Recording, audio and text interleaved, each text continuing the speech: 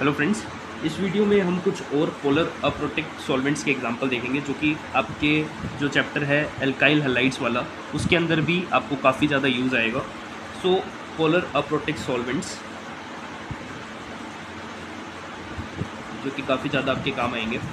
तो इसमें सबसे पहले जो आपका पोलर अप्रोटिक सॉल्वेंट है वो है आपका डाई इथाइल ईथर, जिसका स्ट्रक्चर कुछ इस तरीके से है। ठीक है, अब ये डाई इथाइल ईथर तो हो गया, अब थायो ईथर भी हो सकता है।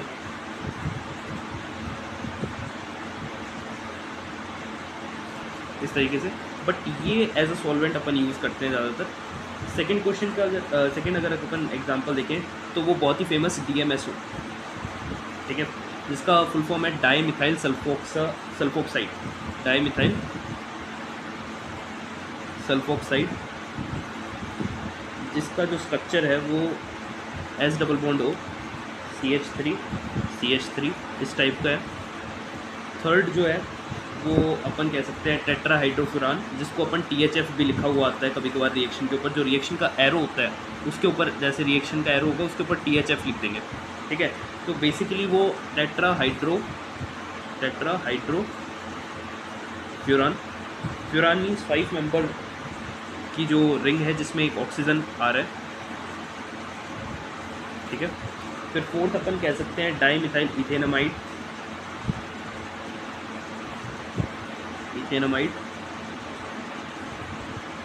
जिसमें इथेन वाला स्ट्रक्चर आता है और यहाँ पर जो है नाइट्रोजन के साथ मिथाइल ग्रुप्स 2 जुड़े हुए हैं। ठीक है, फिर एक और अपन कह सकते हैं जो कि और इम्पोर्टेंट है, DMF, डाईमिथाइल फॉर्मामाइड,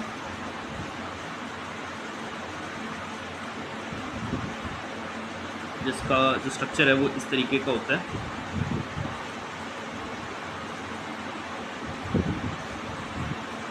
ठीक है, now next is type of reactions.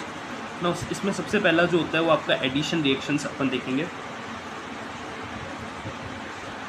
Now addition reaction क्या होता है कि अपन उस रिएक्शन में जो सबस्ट्रेट होगा उसके अंदर अनसैचुरेशन होगी, सबस्ट्रेट हैव अनसैचुरेशन।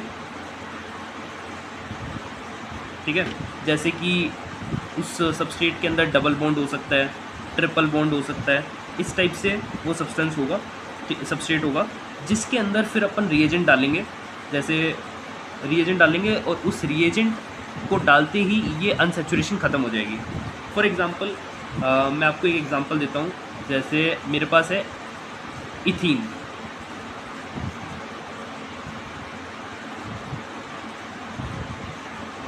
इसके अंदर मैंने डाल दिया Br2, जिसका एंटी एडिशन होता है, we know anti addition, and we are going to take up in another video, this is just for an example.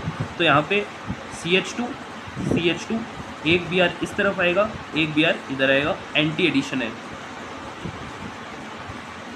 Okay, so stereo chemistry भी आपको समझ में आनी चाहिए।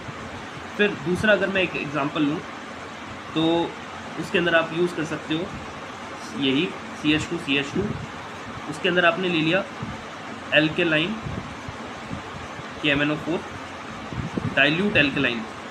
ओके, तो यहाँ पर आ जाएगा आपका CH2 OH, that is your cis diol.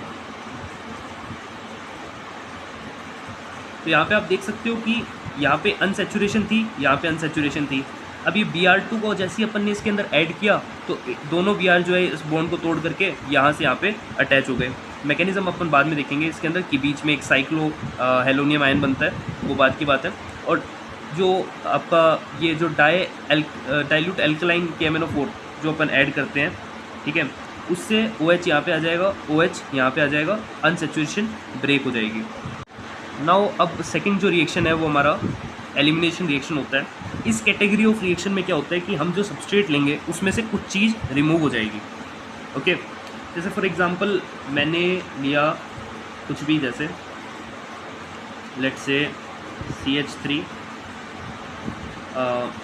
CH2 OH and I have used concentrated H2SO4, right? सो यहाँ से क्या होगा कि इस कॉन्सेंट्रेटेड H2SO4 की वजह से यहाँ पे डिहाइड्रेशन हो जाएगा, और we have used P2O5, that is again a dehydrating agent, strong. So what it leads to the formation is this ethene again, right? This is elimination.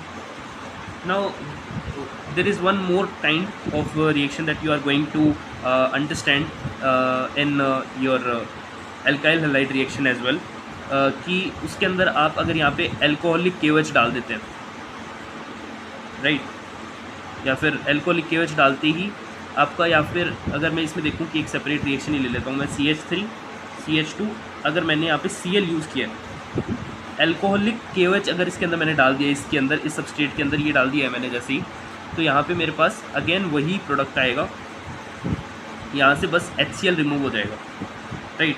और वहीं मैंने यहाँ पे अल्कोहलिक KOH ना लेकर स्ट्रॉन्ग KOH ले लिया होता, सिर्फ अल्कोहलिक KOH ना लेकर KOH ले लिया होता सिर्फ, तो यहाँ पे आपका इथेनॉल बन जाता, ठीक है।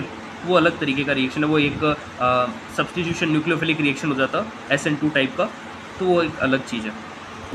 अब सब्स्टिट्यूशन रिएक्शन है, इसके अंदर जो आपके पास ऑलरेडी जो चीज़ लगी हुई है उसको हटाकर एक नई चीज़ लग जाती है, या फिर इसमें ये है कि कॉम्पिटिटिव नेचर आपको पता चलता है कि एक चीज़ को हटाकर दूसरी चीज़ आपके सबस्ट्रेट में जुड़ना चाहती है। जैसे फॉर एग्जांपल अगर अपन देखें तो इसके अंदर मुझे पता है NO2 का बहुत ही स्ट्रॉन्ग -R इफेक्ट होता है, बिकॉज ऑफ दैट यहाँ पर जो है डेल पॉजिटिव क्रिएट हो जाता है, और जैसे ही अपन यहाँ पर कोई भी अगर न्यूक्लियोफाइल डाल देते हैं स्ट्रॉन्ग, तो वो जो इलेक्ट्रोफाइल है, न्यूक्लियोफाइल है सॉरी, वो जाके अटैक कर देता है इस पोजीशन पे, और इसको हटना पड़ता है, तो यहाँ पे सब्स्टिट्यूशन कर देता है OH-, यहाँ पे NO2 जुड़ा रहेगा और यहाँ पे OH आ जाएगा, अटैच हो जाएगा, that is your para nitrophenol, okay.